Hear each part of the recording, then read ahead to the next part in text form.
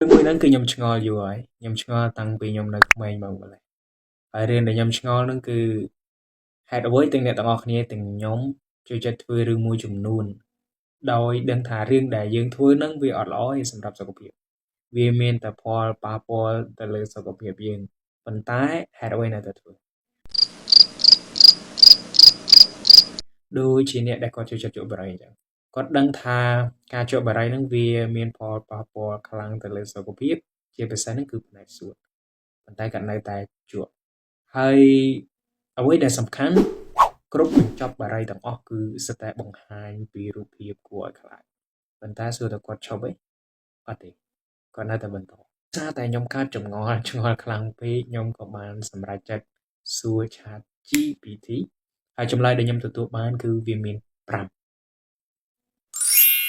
If you're reading this now, odds are I've already left town. ត្រឡប់មកវិញខ្ញុំចង់ឲ្យអ្នកទាំងអស់គ្នា comment នៅខាងក្រោមវីដេអូមួយហ្នឹងថាតើទម្លាប់មួយណាដែលអ្នកទាំងអស់គ្នាយល់ថាវាមិនល្អទេសម្រាប់អ្នកទាំងអស់គ្នាប៉ុន្តែអ្នកទាំងអស់គ្នានៅតែបន្តនៅក្នុងការធ្វើហើយបើសិនជាយល់ល្អ